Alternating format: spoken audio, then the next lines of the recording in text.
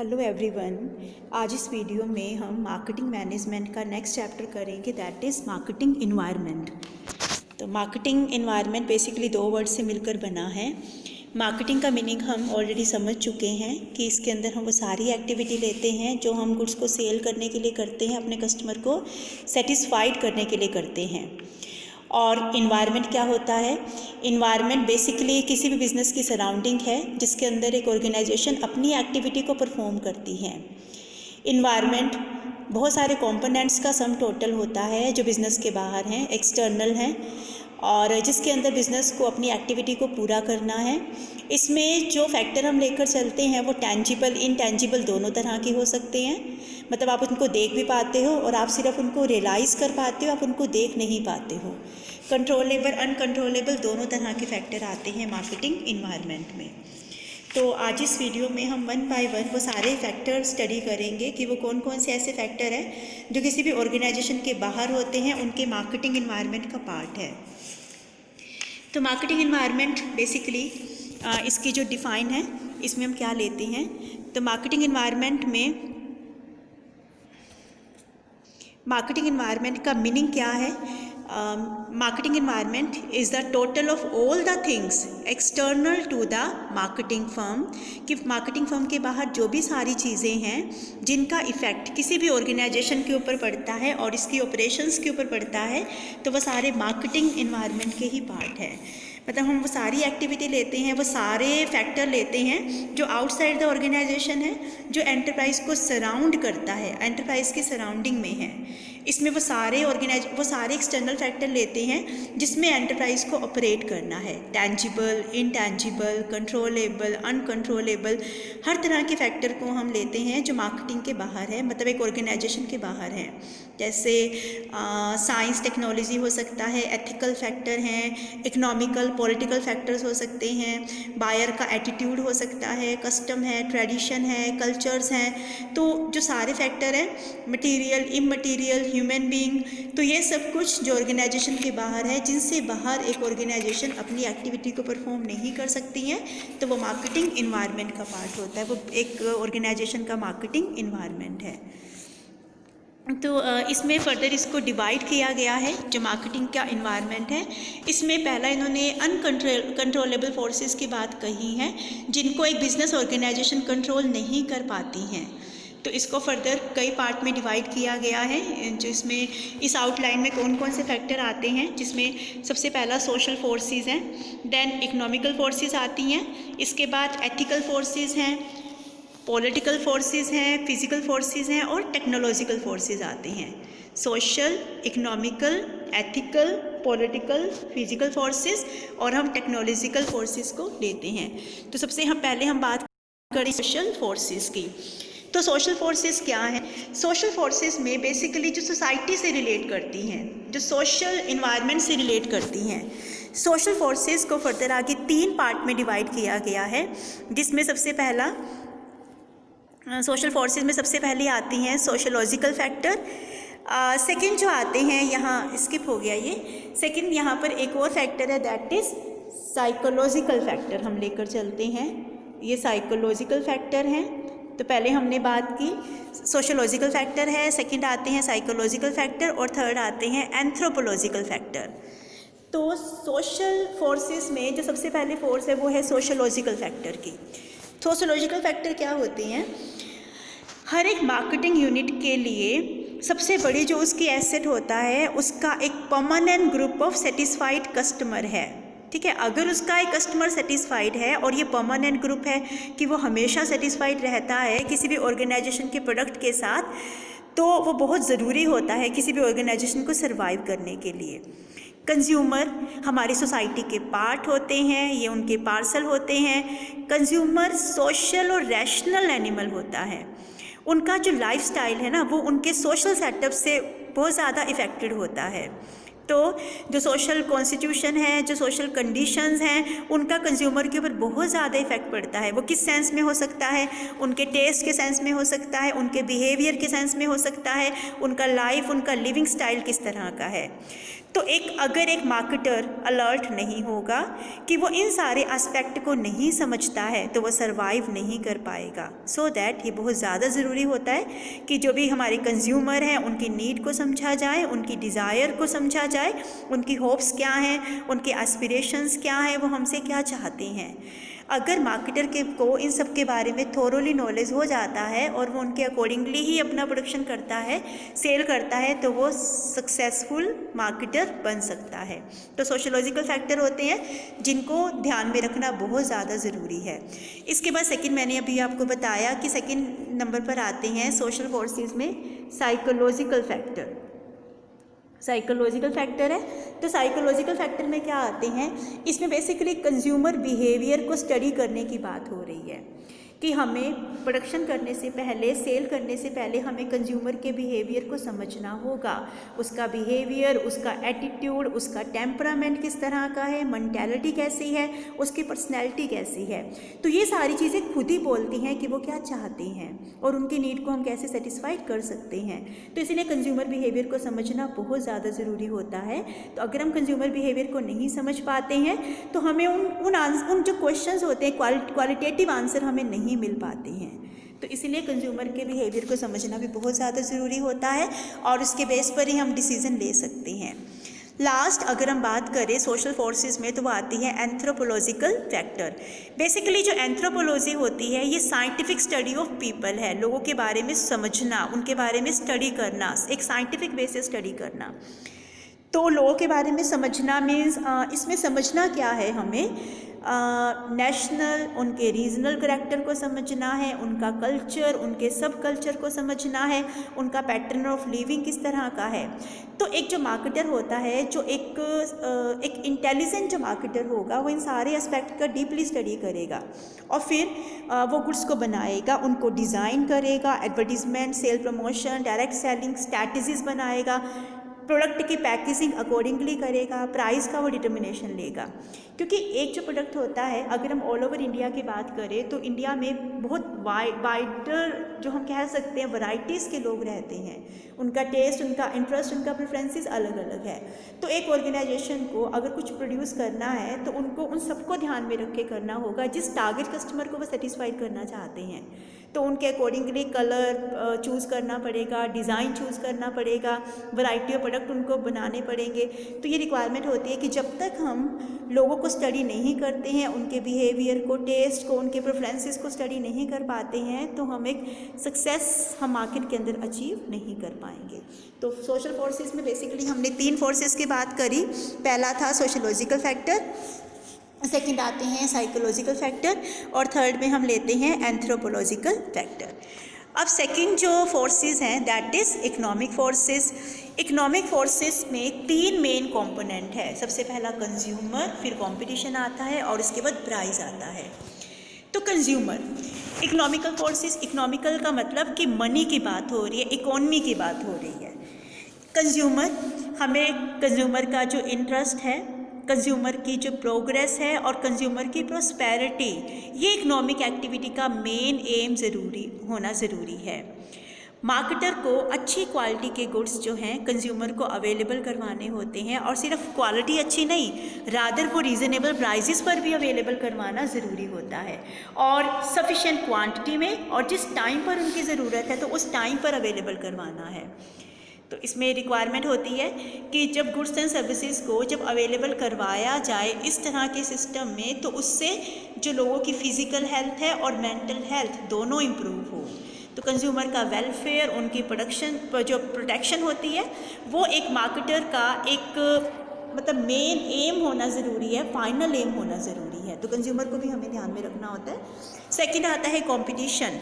Competition तो एक economic system का ब्रीथ हो चुका है। कंपटीशन के बिना कोई भी इकोनॉमिक, जो मॉडर्न इकोनॉमिक सिस्टम है, वो ऑपरेट कर ही नहीं पाते हैं।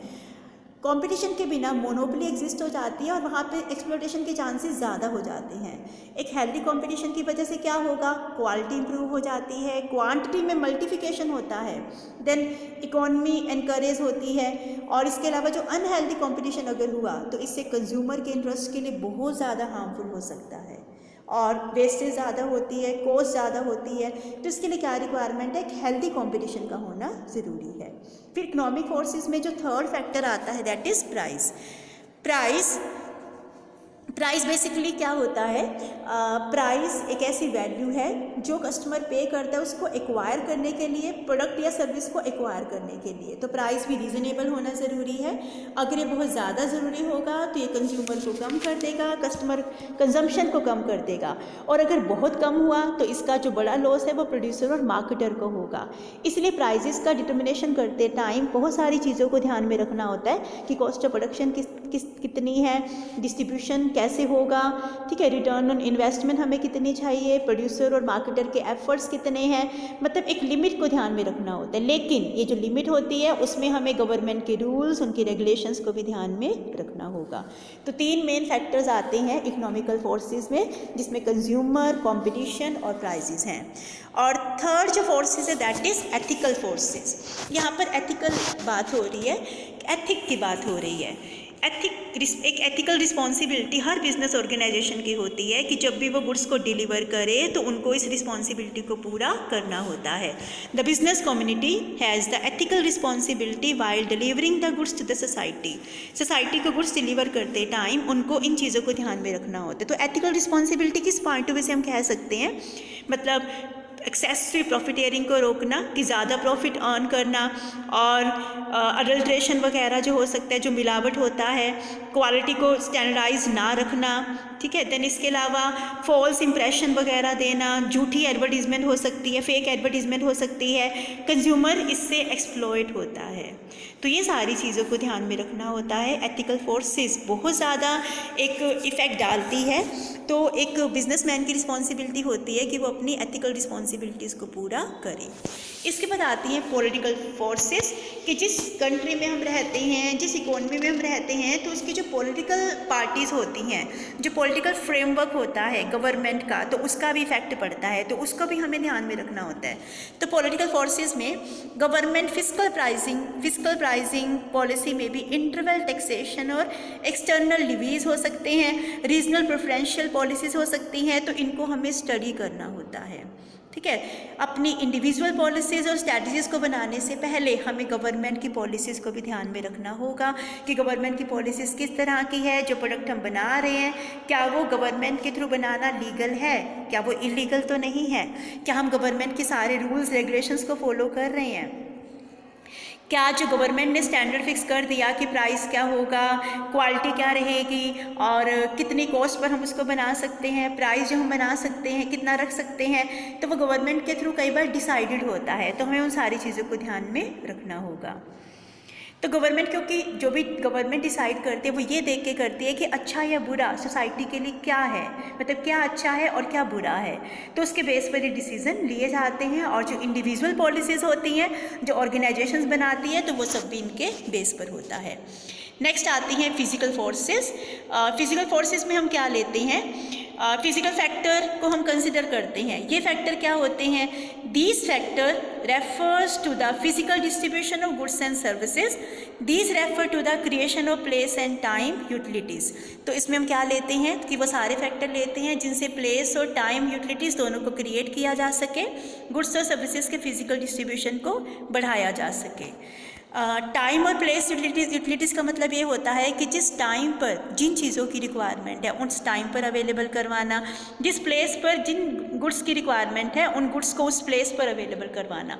अगर हम गुड्स को टाइम पर अवेलेबल नहीं करवाते हैं तो हम मार्केट के अंदर सर्वाइव नहीं कर पाएंगे। तो सर्वाइवल की रिक्वायरमेंट होती है कि हम कंज्यूमर को सेटिस्फाइड करें, उसको उस टाइम पर गुड्स अवेलेबल करवाएँ जब उनकी वो रिक्वायरमेंट है।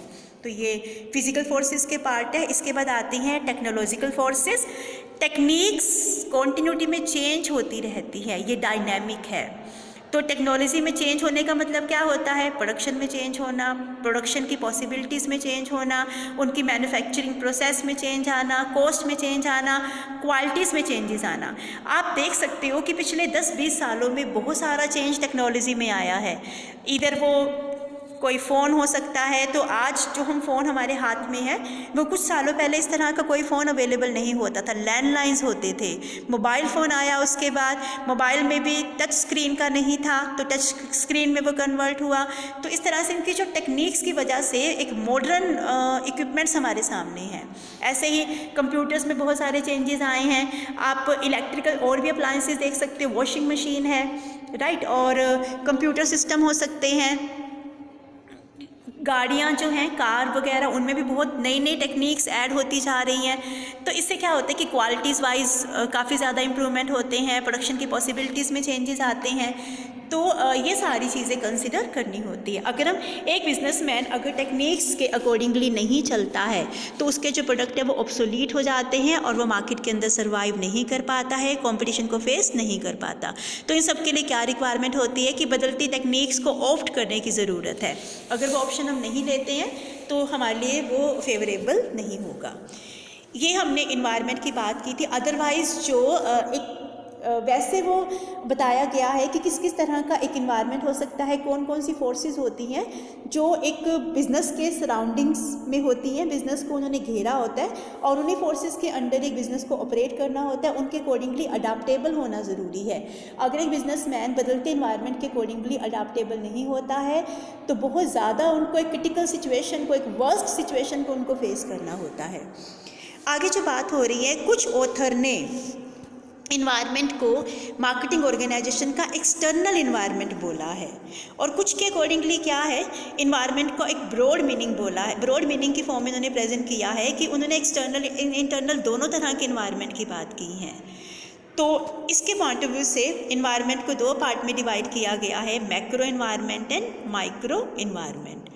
तो मैक्रो इन्वायरमेंट और माइक्रो इन्वायरमेंट, मैक्रो इन्वायरमेंट का मतलब है जो इन्वायरमेंट एक्सटर्नल इन्वायरमेंट है, जो आउटसाइड द ऑर्गेनाइजेशन है, और जो माइक्रो इन्वायरमेंट है वो विद इन द ऑर्गेनाइजेशन होता है, वो इंटरनल इन्वायरमेंट हम मान के चलते हैं। तो सबसे पहले हम बात करते हैं मैक्रो इन्वायरमेंट की। तो मैक्रो इन्वायरमेंट क्या है? Macro environment is external environment of an organisation. इसके अंदर हम इंक्लूड कौन कौन सी फोर्सेस को करते हैं?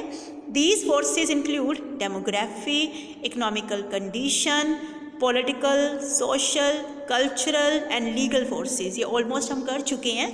तो ये जो सारी फोर्सेस हैं वो हमारे मैक्रो इन्वायरमेंट के अंदर इंक्लूड होती हैं। तो मैक्रो इन्वायरमेंट का किसी भी ऑर्गेनाइजेशन के मार्केटिंग सिस्टम के ऊपर बहुत बड़ा इफेक्ट पड़ता है। मैक्रो इन्वायरमेंटल फोर्सेस जो होती है ये डायनेमिक फोर्सेस हैं जिनमें चेंजेस आते रहते हैं और ये बहुत एक इम्पोर्टेंट एक इसकी एक फीचर हम कह सकते हैं। तो बेसिकली 6 फोर्सेस है मैक्रो इन्वायरमेंट की। जो एक्सटर्नल हमारा मैक्रो इन्वायरमेंट है, फर्म का मार्केटिंग प्रोग्राम होता है, तो इन सारी फोर्सेस से इफेक्टेड होता है। जैसे इकोनॉमिक डेमोग्राफिक है, इकोनॉमिक कंडीशंस हैं, कंपटीशन है, टेक्नोलॉजी है, पॉलिटिकल एंड लीगल फोर्सेस हैं, सोशल एंड कल्चरल फोर्सेस हैं। तो इसमें सबसे पहले हम बात करते हैं डेमोग्राफिक फोर्सेस की। डेमोग्राफिक फोर्सेस में जो सबसे पहले आता है डेमोग्राफिक क्या होगा? डेमोग्राफिक फोर्सेस का मतलब डेमोग्राफिक को स्टडी करना, ह्यूमन पॉपुलेशन, उसके डिस्ट्रीब्यूशन को स्टडी करना, किस तरह के लोग हमारी पॉपुलेशन का पार्ट है, birth rate, death rate, gender ratio, कौन सा एज ग्रुप ज़्यादा है, लिटरेसी की रेट कितनी है, density of population, rural, urban, ये सारी चीज़ें ध्यान में रखनी होती है। अगर पूरी टोटल पॉपुलेशन में ओल्ड पीपल और बच्चों का नंबर ज़्यादा है तो वहाँ पर ज़्यादा डिमांड किसकी होगी? मेडिसिन्स की डिमांड ज़्यादा होगी। अगर यंगर जनरेशन का कंपोनेंट ज़्यादा है तो उस केस में जो पर्सनैलिटी इम्प्रूवमेंट प्रोडक्ट होते हैं, फैशनेबल जो प्रोडक्ट होते हैं, उनकी डिमांड ज़्यादा होती है। तो ऐसे ही अगर लिटरेसी रेट की बात करें तो अगर लिटरेसी रेट ज़्यादा है तो क्वालिटी ऑफ लाइफ वो ज़्यादा बेहतर मांगते हैं। तो ये सारी चीज़ें इफ़ेक्टेड होती हैं, मतलब इन सब का इफ़ेक्ट पड़ता है किसी भी ऑर्गेनाइजेशन के प्रोडक्ट के डिसीजन के ऊपर। नेक्स्ट आती है इकोनॉमिक कंडीशन या इकोनॉमिक फोर्सेस हो सकती है। इकोनॉमिक फोर्सेस में हम क्या लेके चलते हैं? सिर्फ एक मार्केट के लिए लोगों का प्रेजेंट होना ही सफिशिएंट नहीं होता है कि लोग तो हैं लेकिन दूसरी क्या डिमांड है कि हम क्या चाहते हैं कि हम वो लोग चाहते हैं जिनके पास पैसा है और वो उसको खर्च करना चाहते हैं, पैसा भी है और वो खर्च भी करना चाहते हैं। तो इकोनॉमिक कंपोनेंट एक ऐसी फीचर होती है जिसका मार्केटिंग एक्टिविटी के ऊपर एक सिग्निफिकेंट इम्पैक्ट होता है। किसी भी कंपनी का जो प्रोग्राम होता है वो इन सब से इफेक्टेड होता है, जैसे बिजनेस साइकिल की स्टेज पर कौन सी स्टेज पर है, इन्फ्लेशन की रेट वगैरह क्या है। बिजनेस साइकिल में 4 इसके स्टेजेस की बात होती है हमेशा कि प्रोस्पेरिटी है, रिसेशन है, डिप्रेशन है, रिकवरी है। तो हम प्रोस्पेरिटी और डिप्रेशन की स्टेज को बहुत ज़्यादा सीरियस स्टेज मान के चलते हैं। तो हमें ये भी देखना होता है कि हम किस तरह की स्टेज पे चल रहे हैं। ऐसे इन्फ्लेशन है कि प्राइजेस क्या हैं, लगातार जब प्राइजेस बढ़ते जाते हैं तो लोगों की जो परचेजिंग पावर है वो कम हो जाती है। ऑब्वियसली अगर प्राइजेस बढ़ेंगे तो वो उतने ही वैल्यू के अंदर कम चीज़ों को खरीद पाएंगे, तो इसका भी इफेक्ट पड़ता है। इंटरेस्ट रेट का भी इफेक्ट पड़ता है। तो इकोनॉमिक कंडीशंस को भी हमें कंसिडर करना होता है जब कोई भी डिसीजन लिया जाता है। उसके बाद आता है कंपटीशन। कंपटीशन जो है एक कॉम्पिटिटर इन्वायरमेंट जो होता है वो मार्केटिंग एफर्ट्स के ऊपर एक इफ़ेक्ट डालता है। एक सक्सेस जो एक अच्छा मार्केटिंग एग्जीक्यूटिव होगा वो लगातार कॉम्पिटिटर की जो मार्केटिंग एक्टिविटीज़ हैं उनको वो मॉनिटर करता है। तो इन एक्टिविटीज़ में हम क्या क्या ले सकते हैं, उनका प्रोडक्ट, उनकी प्राइसिंग, उनका डिस्ट्रीब्यूशन सिस्टम किस तरह का है, उनका प्रमोशन प्रोग्राम कैसा है। फर्म आज के टाइम में तो अच्छा एक बात और है कि आज के टाइम में हम सिर्फ एक पर्टिकुलर कंट्री के अंदर ही अपनी एक्टिविटी को परफॉर्म नहीं करते हैं, रादर जो बिज़नेस है वो ग्लोबल लेवल पर हो चुका है। तो हमें सिर्फ अपने डोमेस्टिक कॉम्पिटिटर को फेस ही नहीं करना, रादर जो फॉरेन कॉम्पिटिटर है वो भी हमारे बहुत स्ट्रॉन्ग कॉम्पिटिटर की फॉर्म में हमारे सामने खड़े होते हैं। तो अगर हम कंपटीशन को फेस करना चाहते हैं तो उसके ऊपर हर नज़र रखने की ज़रूरत है, उसको मॉनिटर करने की ज़रूरत है। तो कंपटीशन बहुत इम्पोर्टेंट होता है, इसको स्टडी करना। फिर बात होती है सोशल एंड कल्चरल फोर्सेस की। तो सोशल कल्चरल फोर्सेस में हम कौन सी फोर्सेस लेके चलते हैं, सोशल और कल्चरल वैल्यूज़ ये भी लगातार चेंज होती रहती है। सोशल फोर्सेस का मतलब होता है कि जो सोशल वैल्यूज़ हैं लाइफ की, लिविंग की, हम सोसाइटी को 2 पार्ट में डिवाइड कर सकते हैं। पहले तो होते हैं जो मेटलिस्टिक वैल्यूज़ में बिलीव करते हैं और दूसरे आते हैं स्पिरिचुअल वैल्यूज़ में जो बिलीव करते हैं, जो स्पिरिचुअल है। तो पहला जो मेटलिस्टिक वैल्यूज़ में बिलीव करते हैं तो ये क्या होगा, ये इस पॉलिसी को लेके चलते हैं बैक, बोरो और स्टील, मतलब भीख मांगो, उधार लो या चोरी करो, बट इन्जॉय द लाइफ, अपनी लाइफ को इन्जॉय करो। कि जो इतना वो कमाते हैं वो सब कुछ वो खर्च कर देते हैं।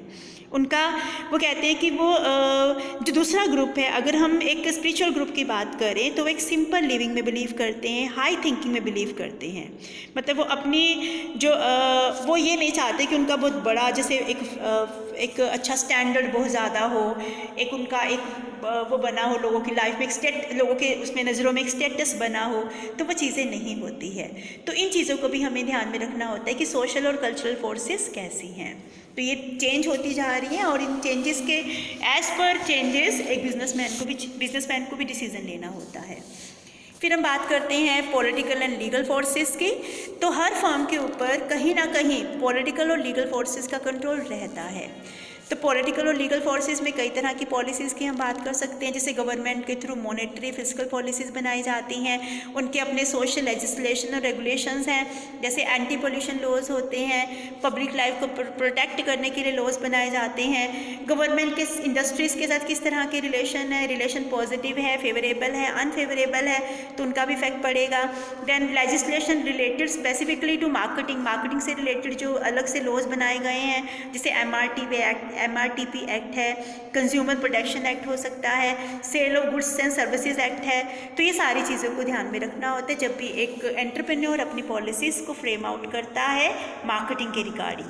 लास्ट जो इसमें पार्ट आता है दैट इज़ टेक्नोलॉजी का भी डेली लाइफ के ऊपर एक इम्पैक्ट है। हमारा जो कंजम्पशन पैटर्न है वो चेंज होता जा रहा है। टेक्नोलॉजी डेवलपमेंट बहुत ज़्यादा हो चुका है आज के टाइम में। जैसे अगर हम आज कंपेयर करें कि जो पुरानी वॉचेज़ हैं, रेडियोज़, टेलीविज़न्स, टेलीफोन, इन सब में कितना वास्ट चेंज आया है। आज के टाइम में रेडियोज़ आपको दिखने को बहुत कम, रेयरली कहीं आपको रेडियो मिलेगा। और हम सोच सकते हैं कि 10-15 सालों के बाद क्या सिचुएशन होने वाली है। आर्टिफिशियल इंटेलिजेंस का तो पूरा एक होल्ड, एक कंट्रोल पूरी सोसाइटी के ऊपर होने वाला है। ठीक है, रोबोटिक सिस्टम सारा हो जाएगा। तो बहुत एक वर्स्ट सिचुएशन भी हो सकता है आ जाए इन फ्यूचर, लेकिन जो टेक्नोलॉजी में चेंजेस हैं वो बहुत ज़्यादा हो चुकी हैं। अब अगर हम एक कंप्यूटर की बात करें तो पहले कितने बड़े कंप्यूटर होते थे और आज वो पूरा का पूरा कंप्यूटर एक स्मॉलर सा लैपटॉप से भी कम साइज़ के फॉर्म में हमारे सामने है। तो जो ये टेक्नोलॉजिकल चेंजेस आते हैं तो इसका इफ़ेक्ट पड़ता है मार्केटिंग एक्टिविटीज़ के डिसीज़न के ऊपर। तो इसमें किस तरह के डिसीज़न हो सकते हैं, क्या जो न्यू इंडस्ट्रीज़ हैं उनको हम नई तरह से मतलब एक नई इंडस्ट्री को स्टार्ट किया जाए जब ये चेंजेस आते, लाइक कंप्यूटर हैं, लेज़र हैं, रोबोट्स हैं, जो इन्होंने स्टेप्स लिए हैं, क्या हम अपनी इंडस्ट्रीज़ को, जो एग्जिस्टिंग इंडस्ट्रीज़ हैं उसको बिल्कुल डिस्ट्रॉय कर दें या उसको ऑल्टर करें, या हम टेक्नोलॉजी से रिलेट ही नहीं करती है उन इंडस्ट्रीज़ की तरफ हम एक कदम बढ़ाएं। मतलब क्या हम ऐसा कुछ प्रोडक्शन करें जहाँ पर कोई नई टेक्नोलॉजी एंटर ही नहीं होती है, जहाँ टेक्नोलॉजी की बात ही नहीं होती है। ओके, तो इसमें से डिसीज़न लेने होते हैं कि हमें कहाँ स्टैंड करना है, हमें क्या डिसीज़न लेना है। अभी हमने बात की थी एक्सटर्नल जो हमारा मैक्रो एनवायरनमेंट था, अब यहाँ पर है external micro environment. Micro environment basically ये वो इन्वायरमेंट होता है जो किसी भी ऑर्गेनाइजेशन का इमीडिएट इन्वायरमेंट होता है, जिसमें एक ऑर्गेनाइजेशन को इमीडिएट उनके कनेक्शन में आता है, उनसे इंटरेक्ट करता है। तो इसमें एक्सटर्नल माइक्रो एनवायरनमेंट हम कैसे कह सकते हैं, इसमें बेसिकली 3 मेन फैक्टर आते हैं जो एक मार्केट के, जो एक बिजनेस के एक्सटर्नल फैक्टर है, लेकिन ये कंपनी के मार्केटिंग सिस्टम के पार्ट होते हैं, कंपनी के सिस्टम के पार्ट है। 3 जो मेन फोर्सेस हैं जिसमें मार्केट, सप्लायर और मार्केटिंग इंटरमीडिएरीज आते हैं। तो इस डायग्राम में इन्होंने बताया है कि सप्लायर हैं, मार्केट इंटरमीडिएरीज होंगे, फर्म की मार्केटिंग प्रोग्राम जो होते हैं, अगेन मार्केट इंटरमीडिएरीज और मार्केट आ जाती हैं। तो सप्लायर से मार्केट इंटरमीडिएरीज के थ्रू गुड्स फर्म तक पहुँचती है और फिर मार्केट इंटरमीडिएरीज के थ्रू गुड्स जो है वो मार्केट में पहुँच जाती है। और ये एरो सिर्फ इसी तरफ नहीं है, रादर ये ऑपोजिट साइड पे भी ये सेम एरो चलते हैं, जो सारी इन्फॉर्मेशन है तो वो अकॉर्डिंगली इधर भी फ्लो उनका होता है। तो एक्सटर्नल माइक्रो एनवायरनमेंट भी बहुत इंपॉर्टेंट इन्वायरमेंट है, इसके बारे में जानना डिसीज़न लेने के लिए जो भी हमने मार्केटिंग एफर्ट्स करने हैं। तो इसमें सबसे पहले हम बात करते हैं बेसिकली यहाँ पे थे मार्केट, सप्लायर और मार्केट इंटरमीडिएरीज। तो सबसे पहले मार्केट है। मार्केट बेसिकली एक जो पूरी मार्केट है, मार्केट के अंदर हम क्या लेके चलते हैं, मतलब हमें ये सोचना पड़ेगा कि मार्केट का मतलब मार्केटिंग, जो सब कुछ मार्केटिंग के बारे में है कि मार्केट तक वो कैसे पहुंचेगा, ठीक है, और कैसे हम लोग अपने कस्टमर तक अपने गुड्स को पहुंचाएंगे। तो मार्केट एक ऐसा प्लेस होता है जहां पर गुड्स को ऑफ़र किया जाता है, जहां पर ओनरशिप ट्रांसफ़र होती है, तो ये सब कुछ मार्केट के अंदर ही होगा। देन सेकंड आता है सप्लायर।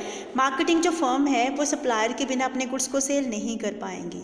अगर हमारा गुड्स अगर हमारा बिज़नेस ट्रेडिंग बिजनेस है तो भी हमें गुड्स को परचेज़ करना होगा, अगर मैन्युफैक्चरिंग है तब भी हमें रॉ मटेरियल को परचेज़ करना होगा। तो ये जो सिचुएशंस हैं